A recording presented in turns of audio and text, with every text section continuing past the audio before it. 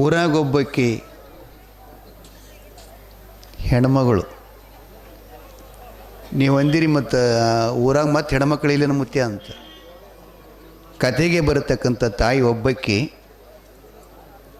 ಗಂಡ ತೀರ್ಕೊಂಡಿದ್ದ, ಒಂದು ಮಗು ಇತ್ರಿ. ಆಕೆ ಇಡೀ ದಿನ ಎಲ್ಲ ಅಡವಿ ಕೆಲಸ ಮಾಡ್ತಿದ್ಲು.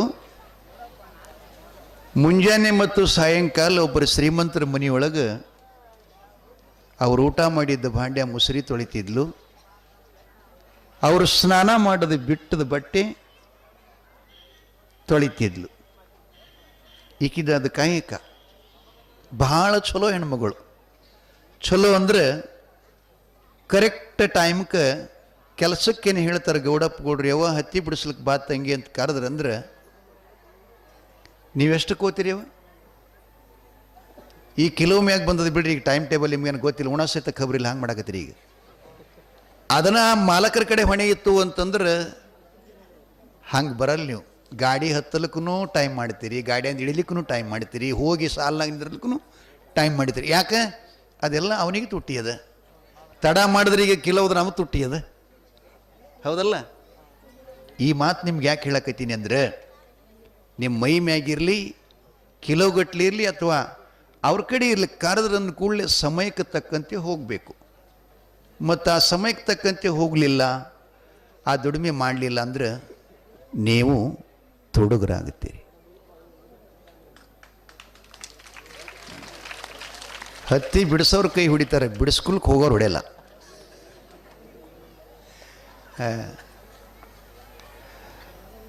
ಕಾಯಕಂದ್ರೆ ಕಾಯಕ. ಆಕಿ ಹೆಣ್ಮಗಳು ಹಿಂಗಿದ್ದಿಡ್ರಿ, 15 ನಿಮಿಷ ಮೊದಲು ಹೋಗ್ತಿದ್ಲು ಅವ್ರ ಹೊಲದಾಗ, 15 ನಿಮಿಷ ಲೇಟ್ ಮಾಡಿ ಬರ್ತಿದ್ಲು.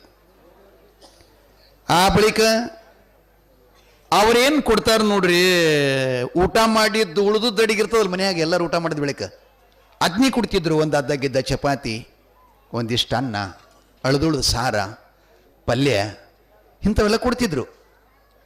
ಆಕಿ ಮನೆಗೆ ತೊಗೊಂಡು ಬರೋ ಸಮಯದೊಳಗೆ ದಾರ್ಯಾಗ ಯಾರಾದರೂ ಕೂಡ ಭಿಕ್ಷುಕರು ಬೇಡ್ಕೊಳ್ಳೋರು ಸಿಕ್ಕರು ಅಂದ್ರೆ ತನಗೇನು ಉಣ್ತಿದ್ಲಲ್ಲ ಆಕಿನ ಪಾಲಿನ ಅನ್ನ ಆ ಭಿಕ್ಷುಕನ ಪಾತ್ರೆಯಾಗ ಹಾಕಿ ಮಗನ ಪಾಲಿಂದ ಮನೆಗೆ ಒಯ್ತಿದ್ಲು. ಒಂದು ಸಲ ಮಗ ನೋಡ್ತಾನೆ, ನಮ್ಮಮ್ಮ ಹೊಟ್ಟಿ ತಿಪ್ಪಲಿಗಾಗಿ, ಬಡತನದ ಬವಣೆಗಾಗಿ, ಇಂಥ ಹೊಲಸು ಸಂಸಾರಕ್ಕಾಗಿ ಇಡೀ ಬಿಸಿಲ ಗಾಳಿ ಮಳೆಗಳನ್ನದ ಇಡೀ ದಿನವನ್ನೆಲ್ಲ ದುಡಿತಾಳೆ. ಸಂಧ್ಯಾಕಾಲದಲ್ಲಿ ಬಂದು ಅವರೆಲ್ಲ ಬಿಟ್ಟಂತ ಮಲಿನವಾದಂಥ ಬಟ್ಟೆಗಳು ತುಳಿತಾಳೆ. ಅವ್ರು ಊಟ ಮಾಡಿದ ಮುಸುರಿ ಪಾತ್ರೆಗಳು ತುಳಿತಾರೆ. ಅಳದೊಳ್ದು ಹುಂಡು ಬಿಟ್ಟದ್ದು ಅನ್ನ ಕೊಡ್ತಾರೆ. ಬರಬರತಿಕೆ ಈಕಿನ ಒಬ್ಬರು ಪಾತ್ರೆಗೆ ಹಾಕಿ ಬರ್ತಾಳಲ್ಲ, ಏನಿದು ಕಾರಣ ಅಂತವ ತಾಯಿಗೊಂದ್ಸಲ ಪ್ರಶ್ನೆ ಮಾಡ್ತಾನೆ. ಅಮ್ಮ ಅಮ್ಮ ಅಂದ. ಯಾಕಪ್ಪ? ಅಲ್ವೇ, ಅನ್ನಿಗಾಗಿ ಇನ್ನೊಬ್ಬರ ಮನೆಯೊಳಗೆ ನೀವು ಕಸಮಸರಿ ಮಾಡ್ತಿ, ಅದು ನೇರವಾಗಿ ಮನೆಗೆ ತಂದು ನೀವು ಊಟ ಮಾಡಂಗಿಲ್ಲ, ಅವ್ರಿಗೆ ಕೊಟ್ಟಿ ಹಾಕಿದಿ ಅಂತಂದ್ರೆ ಅವತ್ತು ಇಡೀ ದಿನ ಎಲ್ಲ ಉಪವಾಸ ಮಾಡಿಕೊಂಡು ಇಂಥ ಬೆಂಕಿ ಅಂತ ಬಿಸಿಲಾಗ ಬರೀ ನೀರು ಕುಡಿದು ಕೆಲಸ ಮಾಡ್ತಿ, ಇದೇನೇ ನಿನ್ನ ಕೆಲಸ? ನಿನಗೆ ಬ್ಯಾಡಾಗಿತ್ತು ಅಂದ್ರೆ ಒಂದು 10 ರೂಪಾಯಿ ಮಾರ್ಕೊಂಡ್ರೆ ನಿನಗೆ ಹಗುರಲ್ಲ, 10 ರೂಪಾಯಿ ಬರ್ತಾವಲ್ಲ, ಅದ್ನ್ಯಾಕೆ ಹಾಕ್ತಿ ಅಂತ ತಾಯಿಗೆ ಮಗು ಕೇಳ್ತಾನೆ. ತಾಯಿ ಹೇಳಿದ್ಲು, ಹೌದಾ ಯಪ್ಪ, ನೀ ಎಷ್ಟು ಬುದ್ಧಿವಾನಾಗಿಯಪ್ಪ, ಹೌದು ನಿನ್ನ ಮಾತನೂ ನಿಜ. ಅದನ್ನು 10 ರೂಪಾಯಿ ಮಾರ್ಕೊಂಡ್ರೆ ರೊಕ್ಕ ಬರ್ತಾವ, ಆದ್ರೆ ತಮ್ಮ ರೊಕ್ಕ ಬರ್ತಾವ, ಪುಣ್ಯ ಬರಲ್ಲ. ದುಡ್ಡು ಸಿಗ್ತಾವ, ಆದ್ರೆ ಧರ್ಮ ಸಿಗಲ್ಲ. ಅದಕ್ಕೆ ಎಲ್ಲ ದಾನಗಳಲ್ಲಿ ಅನ್ನದಾನ ಮಿಗಿಲೆಂದು ನಮ್ಮ ಭಾರತ ಭೂಮಿ ಹೇಳ್ಕೊಂಡು ಬಂದಿದೆ. ಅದಕ್ಕೆ ಪುಣ್ಯ ಬರ್ತೈತಿ ಅಂತ ಅನ್ನದಾನ ಮಾಡ್ತೀನಿ. ಪುಣ್ಯ ಬರ್ತೈತಿ ಎಲ್ಲಿ? ಅದು ಯಾ ಅಂಗಡಿಯಾಗ ಅದದು ಎಲ್ಲಿ ಸಿಗ್ತದೆ ಹೇಳು, ನಾನು ನೋಡಿ ಬರ್ತೀನಿ ಅಂದೇವು. ಸಿಗ್ತದೇನ್ರಿ? ಅಂಗಡಿಯಾಗ ಸಿಗುದ್ರ ಇದು? ಆಕೆ ಹೇಳೋದು, ಇಲ್ಲಪ್ಪ, ಇದು ಸಿಗುದು ಪರಮಾತ್ಮನ ಹತ್ತಿರ. ಹಂಗಾರ ಪರಮಾತ್ಮ ಎಲ್ಲೇನ? ಅವಾಗ ಆಕೆ ಅಂದ್ಲು, ಎಲ್ಲಿ ಅಂತ ಹೇಳಬೇಕಪ್ಪ? ಬಲ್ಲವರು ಹೇಳ್ತಾರೆ, ಎಲ್ಲಿ ಹಾನೋ ಶಿವ ಎಲ್ಲಿ ಹಾನೋ ಬಲ್ಲಂತ ಮಹಾತ್ಮರ ಬಲ್ಲೆ ಹಾನೋ. ಕುಲ್ಲ ಮಾನವರೆಲ್ಲ ಗೆಲ್ಲ ಮಾಡೋದು ಕಂಡು, ಕುಲ್ಲ ಮಾನವರೆಲ್ಲ ಗೆಲ್ಲ ಮಾಡೋದು ಕಂಡು, ಕಲ್ಲಿನ ಕಿಂತ ಕಲ್ಲ ಆಗ್ಯಾನೋ ಎಲ್ಯಾನೋ ಶಿವ ಹೇಳ್ತಾರವ್ರು. ಚಂದದಿ ಚಂದದಿ ನಂದಿಯ ಏರ್ಯಾನೋ ಚಂದದಿ ನಂದಿಯ ಏರ್ಯಾನೋ, ಸುಂದರ ಕಾಂತಿಯ ಧರಿಸ್ಯಾನೋ, ಕಂದನಾಗಿ ಮೊಲ ಕುಡಿದಾನೋ, ದೇವೇಂದ್ರಗ ಪದವಿ ಕೊಟ್ಟಾನೋ, ದೇವೇಂದ್ರಗ ಪದವಿ ಕೊಟ್ಟಾನೋ. ಎಲ್ಲಿ ಹಾನೋ ಎಲ್ಲಿ ಹಾನೋ ಶಿವ.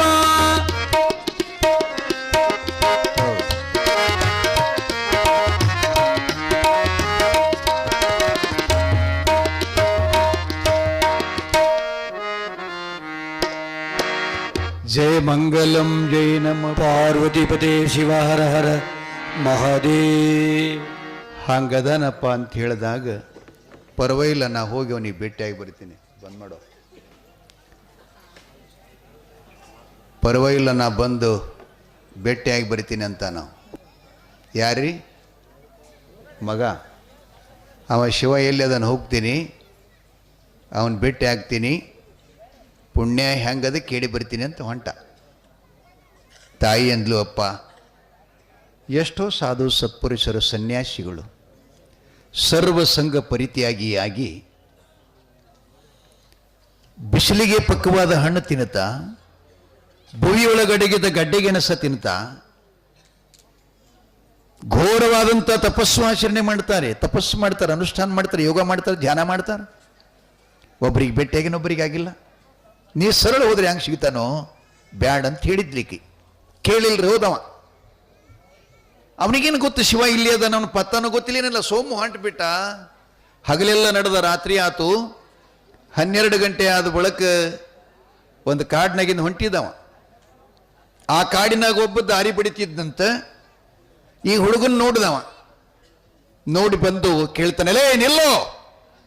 ನಿತ್ಕೊಂಡ ಹುಡುಗ, ಯಾರು ನೀನು, ಎಲ್ಲಿಗೆ ಹೊಂಟಿ, ಯಾವ್ರನಿಂದಂತ ಕೇಳಿದಾಗ ಅವನು ಹೇಳ್ತಾನೆ, ನಾನು ನಗನೂರು.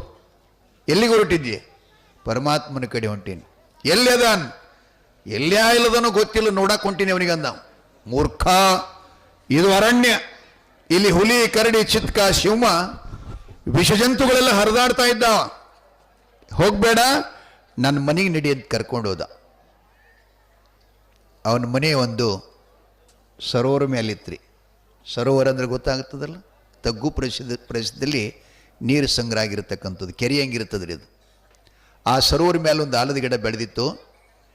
ಇಲ್ಲಿ ಇದು ಜಟಿಂಗರಾಯ ಮುತ್ಯನ ಗುಡಿ ಹೆಂಗೆ ಟೊಂಗ ಚಾಚಿತೆ ನೀರಾಗೋದು. ಆ ಟೊಂಗೆದ ಮೇಲವ ನಾವು ಜೋಳದಾಗ ಅಂಟ ಮಾಡ್ತೀವಲ್ಲ, ಅಂಟದ್ರಿ ಏನತ್ರಿಪ್ಪ, ಹಕ್ಕಿ ಹೊಡ್ಯಾಕೆ ಅಂಟ ಮಾಡ್ತೀವಲ್ಲ, ಅಂಟದಂಗೆ ಮನೆ ಮಾಡಿದ್ದಾವ. ಅಲ್ಲಿ ಯಾಕೆ ಮಾಡಿದ್ದಂದ್ರೆ ಕೆಳಗಡೆ ಮಾಡಿದ್ರೆ ರಾತ್ರಿ ಹುಲಿಗಳು ಬಂದು ತಿಂತಾವಂತೇಳಿ ನೀರು ಮೇಲೆ ಮನೆ ಮಾಡಿದ್ದ. ಕರ್ಕೊಂಡು ಹೋದ, ಹೆಣ್ತಿ ಮಲಗಿದ್ಲು, ಲೇ ಬೀಳಂತ ಎಬ್ಸ್ದ. ಎದ್ಲು, ಊಟಕ್ಕೇನಿದೆ ಅಂತ ಕೇಳ್ದ. ಅದನ್ನ ಐತಿಲ್ಲ, 2 ರೊಟ್ಟಿ ಅದಾವ ತಿನ್ನಂದ್ಲಕ್ಕೆ. ಇಲ್ಲ, ಇಲ್ಲಿ ಒಂದು ಪುಟ್ಟ ಮಗು ಬಂದಿದೆ, ಸ್ವಲ್ಪ ಏನಾದರೆ ಬಿಸಿ ಎಣ್ಣೆ ಅದೆಯಾ, ಬಿಸಿ ಇಲ್ಲ, ಹಸಿ ಇಲ್ಲ, 2 ರೊಟ್ಟಿ ಅವ, ನೀ ತಿನ್ನು, ಬೇಕಾರೆ ಅವ್ನು ಕೊಡು ಅಂದ್ಲಕ್ಕೆ. ಹೇಳಿ ಅಂತ ಬಿಟ್ಟ. ಮಗುಗೆ 2 ರೊಟ್ಟಿ ಕೊಟ್ಟು ತಾ ಉಪವಾಸ ತಗೊಂಡು ಹಾದಿ ಬಡಿಯವ ಕೂಸಿಗೆ ತೊಗೊಂಡು ಮಲ್ಕೊಂಡ. ಈಕೆ ಹೆಣ್ತಿ ಅಂದ್ಲು, ಇನ್ನು ಮುಂಜಾನೆ ಇದಕ್ಕೆ 2 ರೊಟ್ಟಿ ಬಿಡಿಯತ್ತ ನೀವ, ಇದೇಲಿದು ಮೂಲ ಮಾಡಿಕೊಂಡು ಬಂದ ಅಂಥೇಳಿ ನೋಡಿದ್ಲಿಕ್ಕೆ. ಕೂಸ ನಡುವಿತ್ತು, ಗಂಡ ನೀರಿನ ಕಡೆ ಇದ್ದ, ಈಕಿ ಗಿಡದ ಕಡೆ ಇದ್ಲು. ಗಂಡಗೆ ನಿದ್ದೆ ಹತ್ತಿದ ಕೂಡಲೇ ಕೂಸಿಗೆ ಆಚೆ ಕಡೆ ಹಾಕಿದ್ಲು, ನಡು ಅಕ್ಕಿ ಮಲ್ಕೊಂಡ್ಳು, ಗಂಡಗೆ ಈ ಕಡೆ ಮಾಡಿದ್ಲು. ಅಂದರೆ ಮತ್ತೊಮ್ಮೆ ಇವ್ ನಿದ್ರಿಗೆ ಹೋದಂದ್ರೆ ಕಾಲಿಲಿ ಒತ್ತಿ ಹಾಕಬೇಕು, ನೀರಾಗಿ ಬಿದ್ದು ಸತ್ತು ಹೋಗುತ್ತದಂತೆ. 2 ರೊಟ್ಟಿ ಕಾಲಾಗ್ರಿ ಹಿಂಗೆ ಹಾಕಿ ಮಲ್ಕೊಂಡ್ಳು. ಈಕಿಗೆ ನಿದ್ದೆ ಹತ್ತು, ಗಂಡಗೆ ಹೆಸರಾತು. ಕೈ ಆಡಿಸಿ ನೋಡಿದ ಮಗ ಕಾಣಿಸ್ಲಿಲ್ಲ, ಆಚೆ ಕಡೆ ಇತ್ತು. ಆ ಕೂಸಿಗೆ ಎತ್ತಿ ತನ್ನ ಜಗಿಗೆ ಹಾಕದ, ಕೂಸಿನ ಜಗಿ ಇವ ಮಲ್ಕೊಂಡ. ಈಕೆ ನಿದ್ದಿಗಡ್ನಾಗ ಹೆಂಡತಿ ಹೆಸರಾತು. ಆಕೆ ಎಟ್ಟೊಂದು ಚೌಕಶಿ ಮಾಡಲಿಲ್ಲರಿ, ಕಡೆಗೆ ಹಾಕಿದ್ದ ಮಗನೇ ಅದಂತೇಳಿ ಎಡಗಾಲಿಲಿ ವಾದ ಬಿಟ್ಳು. ಗಂಡನೇ ಹೋಗಿ ನೀರಾಗಿ ಬಿದ್ದು ಸತ್ತ. ಮುಂಜಾನೆ ಎದ್ದು ಹಾಸಿಗೆ ತೆಗೆದು ನೋಡ್ತಾಳೆ, ಮಗ ಅದ, ಗಂಡ ಹೋಗ್ಯಾನ. ಆಕೆ ಅಂದ್ಲು, ಇನ್ನು ಕೆಳಗಿಳಿದ್ರೆ ಹುಲಿಗಳು ತುತ್ತಾಗಬೇಕಾಗ್ತದೆ, ಮ್ಯಾಲೆ ಕೂತ್ಕೊಂಡ್ರೆ ತಂದು ಕೊಡೋವನು ಸತ್ತಾನ, ಇನ್ನೇನು ಮಾಡಲಿ. ಈಕೆನೂ ಕಚ್ಚಿ ಹಾಕೊಂಡು ಎರಾಗ ಹಾರಿ ಸತ್ಲು.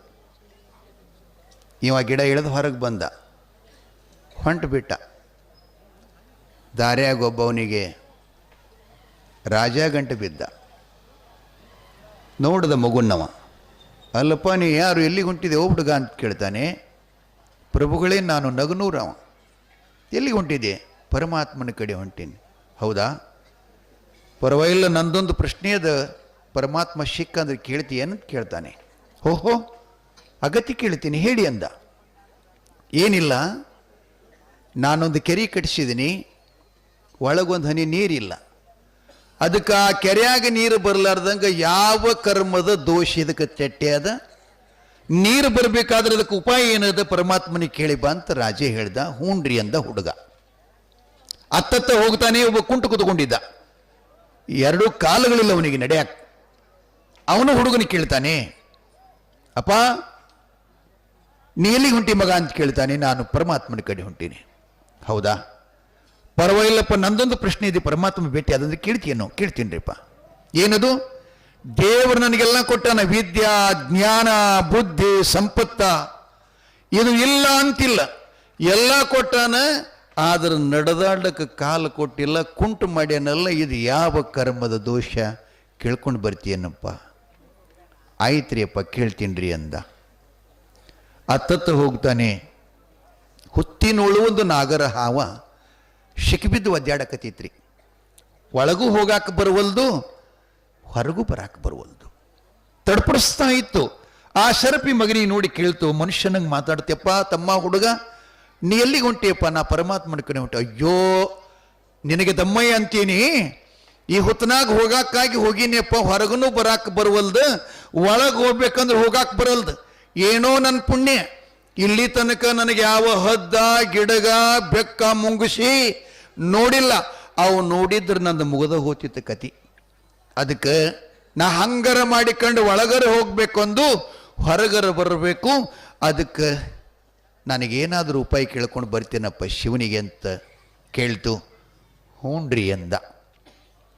ಹೊರಟು ಬಿಟ್ಟ. ಶಿವ ನೋಡ್ತಾನೆ, ಈ ಮಗುವಿಗೆ ಕೈಲಾಸ ಜ್ಞಾನ ಇಲ್ಲ, ಪರಮಾತ್ಮನ ಜ್ಞಾನ ಇಲ್ಲ. ಅವ ಶ್ರದ್ಧೆ ಇಟ್ಟುಕೊಂಡು ಹೊಂಟಾನಂದಂತ ಕೂಡಲೇ ಶಿವನ ಹುಡುಗನ ಮುಂದೆ ಕೈಲಾಸ ಇಳಿಸಿ ಅವನ ಮುಂದೆ ಪದ್ಮಾಸನ ಹಾಕಿಕೊಂಡು ಕೂತ್ಕೊಂಡಂತ. ಭೇಟಿಯಾದ. ಕೊರಳಾಗ ರುದ್ರಾಕ್ಷಿ ನೋಡ್ದ, ಹಾವಸ್ಕೊಂಡದ್ ನೋಡ್ದ, ಜಡಿ ಒಳಗೆ ಗಂಗಾಜಿಗಿತ್ತಿದ್ಲು, ಚಂದ್ರನ ನೋಡಿದ.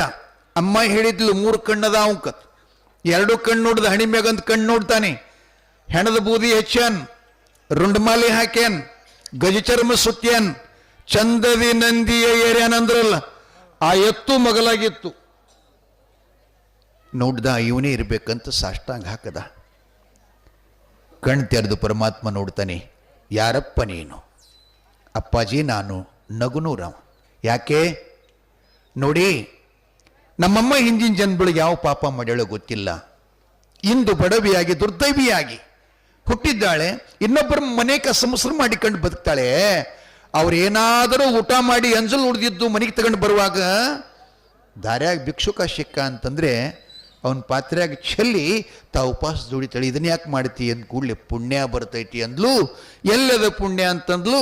ನೀ ಹೇಳ್ತಿ ಅಂದ್ಲು, ಅದಕ್ಕೆ ನಿನ್ನ ಕಡೆ ಬಂದೆ ಅಂದ. ಹೀಗೇನಪ್ಪ? ಹೌದು ಸ್ವಾಮಿ, ಪರವಾಗಿಲ್ಲ, ಅದು ಪುಣ್ಯ ನಾನಿಲ್ಲ ಹೇಳ್ತಾ ಇದ್ದೆ, ನನಗೆ ಹೇಳಕ್ಕೆ ಟೈಮ್ ಇಲ್ಲ ಈಗ. ನೇಪಾಳ ದೇಶದ ರಾಜನ ಹೆಂಡತಿ ತುಂಬ ಗರ್ಭವತಿ ಅದಾಳ. ನೀ ಹೋಗಿದ್ದು ಕೂಡ್ಲಿಕ್ಕೆ ಹೆರಿಗೆ ಆಗ್ತದ, ಆಕಿನ ಹೊಟ್ಟಿಲಿ ಹುಟ್ಟಿಗೆ ಗಂಡು ಮಗ ಇರ್ತದೆ, ಆ ಮಗನಿಗೆ ಹೋಗಿ ಕೇಳಪ್ಪ, ಅನ್ನದಾನದ ಪುಣ್ಯದ ಮಹಿಮೆ ಆ ಮಗು ಹೇಳ್ತದ ಅಂದ ಪರಮಾತ್ಮ. ಅಯ್ಯೋ ಪಾಪ, ನಮ್ಮಮ್ಮ ನಿನ್ನ ಹೆಸರು ಹೇಳಿದ್ಲು, ನೀನು ಅವನ ಹೆಸರು ಹೇಳ್ತೀಯ? ಪರವಾಗಿಲ್ಲ, ಅಲ್ಲಿಗೆ ಹೋಗ್ತೀನಿ. ಬರಾಗ ಒಂದು 3 ಜನ ಸಿಕ್ಕಿದ್ರು, ಪ್ರಶ್ನೆ ಕೇಳ್ಯಾರ, ಅವ್ರ ಉತ್ತರರೇ ಹೇಳ್ತೀಯ? ಏನದು? ಮಹಾರಾಜ ಕೆರೆ ಕಡ್ಸನಂತ, ಕೆರೆಯಾಗ ಒಂದು ಹನಿ ನೀರಿಲ್ಲಂತ, ಕೆರೆ ಏನು ಮಾಡಿದ್ರು ತುಂಬತದಂತ ಕೇಳಿದಾನೆ, ಅದಕ್ಕೆ ಅದು ಉತ್ತರ ಹೇಳು ಪರಮಾತ್ಮ ಅಂದ್ಕೂಳೆ. ಪರಮಾತ್ಮ ಹೇಳ್ತಾನ, ಏನಿಲ್ಲಪ್ಪ, ಆ ರಾಜನಿಗೆ ಏಕೈಕಿ ಒಬ್ಬಕ್ಕಿನೇ ಮಗಳದಾಳ, ಗಂಡು ಮಕ್ಕಳು ಇಲ್ಲ ಅವನಿಗೆ. ರಾಜ್ಯ, ಆ ಹೆಣ್ಣು ಮಗುವು ರಾಜ್ಯ ಒಳ್ಳೆಯವನಿಗೆ, ಗುಣವಂತನಿಗೆ, ಪುಣ್ಯಾತ್ಮನಿಗೆ ಆ ಮಗಳನ್ನ ದಾರಿ ಎರೆದು ಕೊಟ್ಟ ಅಂತಂದ್ರೆ ಅವನಿಗೆ ಕೆರೆ ತುಂಬತದಂತ ಹೇಳು. ಒಂದನೇ ಉತ್ತರ ಮುಗಿಸ್ತೀನಿ. ಅವರೇ ಹೇಳಿದ್ರು ನನಗೆ ಪೋಣೆ ಹತ್ತಿರ ತಾನೆ ಹೇಳ್ರಿ ಅಂತ. ಈಗ ಮತ್ತೆ ಬಂದು ಎದಿ ಮ್ಯಾಗ ಕೂತಾರೆ, ಹ್ಯಾಂಗೆ ಮಾಡಬೇಕು? ಎಲ್ಲಿ ಒಂದು 10 ನಿಮಿಷ ತಡ್ಕೊಳ್ರಿ.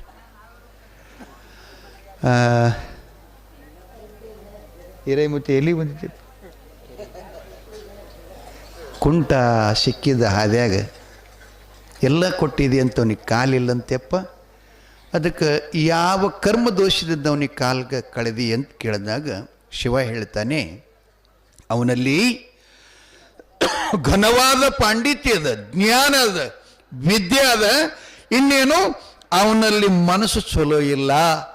ಈ ವಿದ್ಯಾ ಜ್ಞಾನ ಇನ್ನೊಬ್ಬರಿಗೆ ಹೋಗಬಾರದು ಅಂತ ಅವನ ಮನಸ್ಸಿನಾಗದ. ಅದಕ್ಕೆ ವಿದ್ಯಾ ದಾನ ಮಾಡೋ ಸ್ವಭಾವದ, ಬಚ್ಚಿಟ್ಟುಕೊಳ್ಳಕ್ಕಾಗಿಲ್ಲ.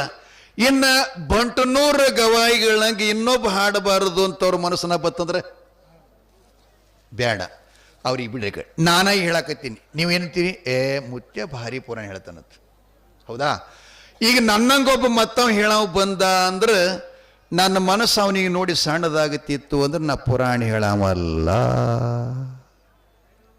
ಆನಂದ ಆಗಬೇಕು. ಮನೆಗೆ ಸಸಿ ನನಗಿಂತಲೂ ಹೆಚ್ಚಿನ ಹೆಸರು ಊರಾಗ ಗಳಿಸಕ್ಕೆ ಬಂದ್ಲಂದ್ರೆ ಅತ್ತಿಗೆ ಸಂತೋಷ ಆಗಬೇಕು. ಈಕೆ ನಾನು ಹೆಸರು ಕಮ್ಮಿ ಮಾಡ್ತಾಳಂತ ಮನಸ್ಸನ್ನಾಗ ಅಂದಳಂದ್ರೆ ಆಕೆ ಅತ್ತೆಲ್ಲ.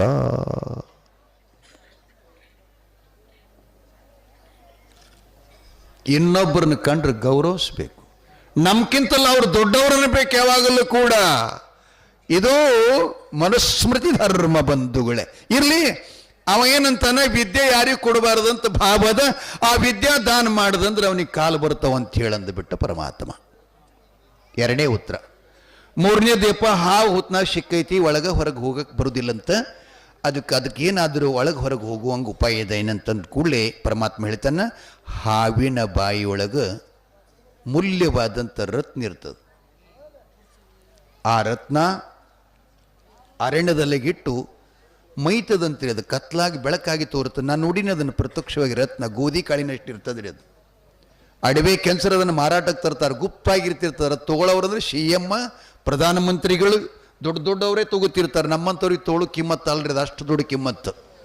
ಮತ್ತು ಅದನ್ನು ಕತ್ಲಾಗಿಟ್ಟು ನಮಗೆ ಬೆಳಕನ್ನು ಮಾಡಿ ತೋರಿಸಿದಾರದು. ಶಬ್ದ ಹೊರಗಿಂದ ಬಂತು ಅಂತಂದ್ರೆ ಆಟೋಮೆಟಿಕ್ ಬೆಳಕು ತಾನೇ ಶಾಂತ ಆಗುತ್ತದೆ. ಶಬ್ದ ಬರಲಿಲ್ಲ ಅಂತಂದ್ರೆ ಎಷ್ಟು ನಿಶಬ್ದವಾಗಿರ್ತದೆ ಅಷ್ಟು ಬೆಳಕೆಲ್ಲ ಹರಡುತ್ತದೆ ಅದು. ಅಂಥ ರತ್ನ ಅವನಲ್ಲಿ ಅದ. ಆ ರತ್ನ ಯಾರಲ್ಲಿ ಇರ್ತದೆ? ರಾಜ್ಯವಶ, ಜನವಶ ಮತ್ತು ಜೀವನವಶ ಆಗ್ತದೆ. ಆ ರತ್ನ ಪುಣ್ಯಾತ್ಮರಿಗೆ ದಾನ ಮಾಡಿ ಕೊಡ್ತು ಹಾವ ಅಂದ್ರೆ ಹುತ್ನಾಂದು ಹೊರಗೆ ಬರ್ಲಿಕ್ಕೆ ಬರ್ತದಂತ ಹೇಳು. 3 ಉತ್ತರ ತಗೊಂಡ ಹಾವಿನ ಕಡೆ ಬಂದ. ಯಪ್ಪ, ನಿಮ್ಮದು ಹಿಂಗಂತ ನೋಡ್ರಿ, ನಿಮ್ಮಲ್ಲೇನೋ ರತ್ನದಂತ, ಅದು ದಾನ ಕೊಟ್ರೆ ನಿಮಗೆ ಹೊರಗಿನ ಒಳಗೆ ಬರಾಕ್ ಬರ್ತೈತಿ. ರತ್ನದಕ್ಕಿಂತಲೂ ಪ್ರಾಣ ಹೆಚ್ಚಿಂದಲ್ಲ. ಹಾವು ವಿಚಾರ ಮಾಡ್ತು, ನಾನು ಸರ್ಪ ಜಾತಿ, ಈ ಸಂಕಟದಲ್ಲಿ ಬಿದ್ದಾಗ 3 ದಿನಗಳ ಪರ್ಯಂತ ನನಗೆ ಯಾರೂ ಬಂದು ಉಳಿಸ್ಕೊಳ್ಳಿಲ್ಲ, ಹೊರಗೂ ಯಾರೂ ಜೊಗಲಿಲ್ಲ. ಆದ್ರೆ ಈ ಬಡಪ್ರಾಯ ಮಗು ಪರಮಾತ್ಮನ ಕಡೆ ಹೊರಟಿದ್ದ. ಸುಮ್ಮನೆ ಹೇಳಿದೆ, ಅದ್ರ ಉತ್ತರ ತಗೊಂಡು ಬಂದ ಅಂದ ಬಳಿಕ ಇವನಿಕ್ಕಿಂತ ಪುಣ್ಯಾತ್ಮ ಜಗತ್ನಾಗ ಮತ್ತಾರದಾರ. ತನ್ನ ಬಾಯಾಗಿನ ಹಳ್ಳ ತೆಗೆದು ಮಗುವಿಗೆ ದಾನ ಕೊಡ್ತು ಶರಪ್ಪ. ಆ ರತ್ನ ಸಿಕ್ಕ ಮಕ್ಕಳು ಏನಾಗ್ತದ್ರಿ? ವಿದ್ಯಾ ರಾಜ್ಯ. ಕುಂಟನ ಕಡೆ ಬಂದ ರತ್ನ ತಗೊಂಡು, ಯಪ್ಪ ನಿಮ್ಮಲ್ಲಿ ವಿದ್ಯೆ ಆದಂತ ಅದು ದಾನ ಮಾಡಿದರೆ ನಿಮ್ಮ ನಡ್ಯಾಕೆ ಬರ್ತೈತಿ ಅಂದ್ಕೂಡಲೇ ಕುಂಟಂತಾನು, ಇಲ್ಲಿ ತನಕ ನನ್ನೆಲ್ಲ ಮಂದಿ ಮಕ್ಕಳು ಬಂದು ಬಳಗ, ನಾನು ಕಟ್ಕೊಂಡವರು ನಾನು ಹಡೆದವರು ಎಲ್ಲನೂ ಕೂಡ ಇದ್ದರು, ಖರೆ ನನಗಿಂಥ ಆಶೀರ್ವಾದ ಯಾರೂ ಮಾಡಲಿಲ್ಲ. ಸಣ್ಣ ಮಗು, ದಾರಿಗೆ ಹೋಗ್ತಕ್ಕಂಥ ಮಗು ನನಗೆ ನಡೆಯುವಂಗೆ ಒಂದು ಉತ್ತರ ತಂದು ಕೊಟ್ಟಾನಂದ್ರೆ ನನ್ನ ಸರ್ವ ವಿದ್ಯಾ ಇವನಿಗೆ ದಾರಿ ಎರೆದು ಕೊಡಬೇಕಂತ ಕೊಡ್ತಾ ಇದ್ದಾನೆ. ಕುಂಟ ನಡೆಯಕ್ಕೆ ಶುರು ಮಾಡ್ದ. ಹಾವ ಹೊರಗೆ ಬಂತು. ರಾಜನ ಕಡೆ ಬಂದ ಚಕ್ರವರ್ತಿ, ಪ್ರಭುಗಳೇ ನಮಸ್ಕಾರ, ನಿಮ್ಮ ಉತ್ತರ ತಗೊಂಡು ಬಂದೀನಿ. ಏನದು? ನಿಮಗೊಬ್ಬಕ್ಕಿನೇ ಮಗಳದಳಂತ್ರಿ. ಅದಕ್ಕೆ ಆ ಮಗಳನ್ನು ವಿದ್ಯಾವಂತನಿಗೆ, ಗುಣವಂತನಿಗೆ, ಉತ್ತಮನಿಗೆ ದಾರಿ ಎರೆದು ಕೊಟ್ರಿ ಅಂದ್ರೆ ನಿಮ್ಮ ಕೆರೆ ತುಂಬ್ತದ ಅಂತ ಹೇಳಿದಾಗ ರಾಜ ಕೊಂಚ ಸಮಯ ಕಣ್ಣು ಮುಚ್ಚಿ ಹಿಂಗೆ ವಿಚಾರ ಮಾಡ್ದ, ಎಂಥ ಪುಣ್ಯಾತ್ಮ ಮತ್ತೆಲ್ಲಿ ಹುಡುಕಬೇಕಂದ. ಎಂಥ ಪುಣ್ಯಾತ್ಮ ನನಗೆ ಉತ್ತರ ಹೇಳಿದಂತ ರಾಜ ಅಂತಾನ, ಎಲ್ಲಿ ಹುಡುಕಲ್ಲಪ್ಪ, ನನ್ನ ಮಗಳು ನನ್ನ ರಾಜ್ಯ ನಿನಗ ಕೊಡ್ತೀನಿ ತಗೋ ಅಂತ ಹೇಳ್ತಾನೆ. ಮಗು ಹೇಳ್ತು, ಪ್ರಭುಗಳೇ ನಾನು ಬಂದಿದ್ದು ನಿಮ್ಮ ಮಗಳು ಆಗಾಕಲ್ಲ, ಈ ರಾಜ್ಯದ ಮೇಲೆ ಕೂಡಕ್ಕಲ್ಲ. ನನ್ನೊಂದು ನೇರವಾದ ಉತ್ತರ ಏನು ಅಂದ್ರೆ, ಅನ್ನದಾನದ ಪುಣ್ಯದ ಮಹಿಮೆ ಕೇಳೋ ತನಕ ನಿಮ್ಮ ರಾಜ್ಯ ನಿಮ್ಮ ಮಗಳು ನಿಮ್ಮ ಹತ್ರನೇ ಇರಲಿ ಅಂತ ಹೇಳಿಬಿಟ್ಟ. ಹಿಂಗೆ ಯಾರ್ಯಾರು ಅಂತಿಗಿಂತಾರೇನು? ಎಲ್ಲಿ ಮಗಳು ಕೊಡ್ತಾ ಅಂದ್ರೆ ಹಿಂಗೆ ಯಾರು ಅಂತಿಗಿಂತಾರೇನು? ಎಷ್ಟೋ ವಶೀಲಾಶಿ ಮಾಡ್ಕೊಳ್ಳೋರದಾರೀಗ. ಆದರೆ ಮಗು ನೇಪಾಳಕ್ಕೆ ಹೋಗ್ತಾನೆ. ರಾಜ ಕುಂತಿದ್ದ. ಪ್ರಭುಗಳಿಗೆ ನಮಸ್ಕಾರ, ನೀ ಯಾರು? ನಾನು ಕರ್ನಾಟಕ ನಗನೂರು. ಇಲ್ಲಿಗೆ ಯಾಕೆ ಬಂದೆ? ನಿಮ್ಮ ಮಹಾರಾಣಿಯವರು ಗರ್ಭವತಿ ಅದಾರ್ರಿ, ಈಗ ಹೆರಿಗೆ ಆಗ್ಯದ, ಅವ್ರದ್ದು ಗಂಡ ಮಗ ಹುಟ್ಟ್ಯಾನ, ಅವನಿಗೆ ಮಾತಾಡಿಸ್ಬೇಕಂತ ಬಂದೀನಿ ಅಂದ. ರಾಜ ಅಂದ, ಎಲ್ಲಿ ಕರ್ನಾಟಕ, ಎಲ್ಲಿ ನೇಪಾಳ? ನನ್ನ ಹೆಂಡತಿ ಗಂಡನ ಹಿಡಿತ ಅನ್ನೋದು ಇವನಿಗೇರೇನು ಗುರ್ತ? ದಾಶಿ ಕರೆದ, ಹೆರಿಗೆ ಆಗ್ಯದ. ಹೌದು ಪ್ರಭುಗಳೇ, ಹೆರಿಗೆ ಆಗಿದೆ, ಗಂಡು ಮಗ ಇದೆ. ಆಶ್ಚರ್ಯ ಆದ. ಪರವಾಗಿಲ್ಲಪ್ಪ, ಮಗನ ಜೊತೆ ಮಾತಾಡ್ತೀಯ ಅಂತೀಯಲ್ಲ, ಮುಂದಿನ ಭವಿಷ್ಯ ಹೇಳಿದಿ, ಮಾತಾಡೋದು ನೋಡ್ತೀನಿ ಅಂತ ಕರ್ಕೊಂಡು ಹೋದ. ಖುಷಿಗೆ ತಂದು ಹಿಡ್ಕೊಂಡಿದ್ರು.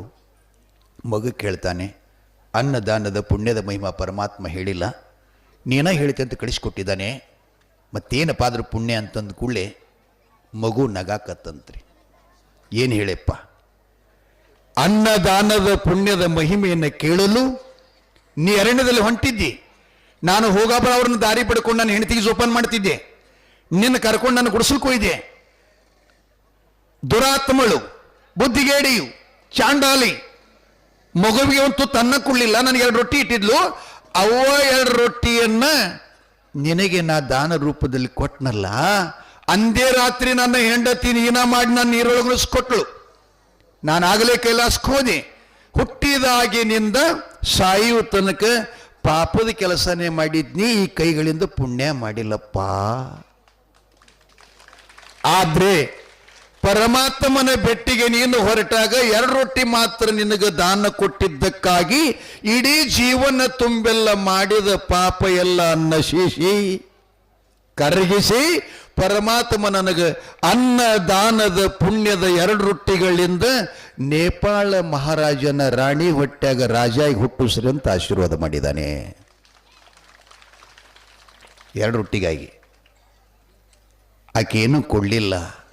ಇದೇ ನೇಪಾಳದೊಳಗೆ ಅಲ್ಲಿ 60-70 ಹಂದಿಗಳದಾವು ನೋಡು. ಆ ಹಂದಿಯಾಗಿ ಈಕಿನೂ ಒಂದು ಹಂದಿಯಾಗಿ ಹುಟ್ಟ್ಯಾಳ ನೋಡತ್ ಹೇಳದಂಥವ್ ಮಗ. ಯಾವ್ರಿ? ನೇಪಾಳ ದೇಶದ ರಾಜ ನಮಗ ಹೇಳ್ತಾನ, ಅಪ್ಪ ಅನ್ನದಾನದ ಪುಣ್ಯ ಎಷ್ಟಂತ ಹೇಳಲಿ, ಅದು ಹೇಳಕ್ಕೆ ನಾಲಿಗೆ ಸಾಲುವುದಿಲ್ಲ. 2 ರೊಟ್ಟಿಗಾಗಿ ಅನಂತ ಪಾಪ ಮಾಡಿದವ ನಾನು, ಪಾಪ ಕ್ಷಯಾಗಿ ಪುಣ್ಯಾಗಿ ಮಹಾರಾಜನ ಮಗಾಗಿ ಹುಟ್ಟದೆ, ನಾನು ಹೆಂಡತಿ ರೊಟ್ಟಿ ಕೊಳ್ಳಾರ್ದಕ್ಕೆ ಹಂದಿಯಾಗಿ ಹುಟ್ಟ್ಯಾಳ. ಎಷ್ಟೇ ಇದ್ರೆ ಮಹತ್ವ ಅಂದ ಕೂಡಲೇ ಮಗು ವಾಪಸ್ ಬಂದು ತಾಯಿಗೆ ಸಾಷ್ಟಾಂಗ ಹಾಕ್ತಾನೆ. ಅಮ್ಮ ನೀ ಮಾಡಿದ ದಾನದ ಪುಣ್ಯದಿಂದ ರತ್ನ ಸಿಕ್ತು, ವಿದ್ಯಾ ಸಿಕ್ತು, ರಾಜ್ಯ ಸಿಕ್ತು, ರಾಜನ ಮಗಳು ಪುತ್ಥಳಿಯಂತ ಸುರಲೋಕದ ಸುಂದರಿ ಸಿಕ್ಕಳು. ಇಲ್ಲಿ ಇನ್ನೊಬ್ಬರ ಮನೆ ಕಸ ಮುಸರಿ ಮಾಡಿಕೊಂಡು ದಾನ ಮಾಡೋದಕ್ಕಿಂತ ಪರಮಾತ್ಮ ನಿನಗೆ ಅರಮನೆ ಕೊಟ್ಟಾನ, ಅಲ್ಲಿ ನಿತ್ಯದಲ್ಲಿ ದಾಸೋಗ ಮಾಡಂತ ಅಮ್ಮನ ಕರ್ಕೊಂಡು ಬಂದು ರಾಜ್ಯ ಮಾಡಿದಂತ ಬರುತ್ತದೆ. ಬಂಧುಗಳೇ, ಆದ್ದರಿಂದ ನೀವು ಅನ್ನದಾನ ಮಾಡಿರಿ ಅಂತ ಹೇಳಿ ಕಾರ್ಯಕ್ರಮಕ್ಕೆ ವಿರಾಮ ಕೊಡ್ತೀನಿ. ಮುಂದಿನ ಕಾರ್ಯಕ್ರಮಕ್ಕೆ ಅನುವು ಮಾಡಿಕೊಡ್ತೀನಿ.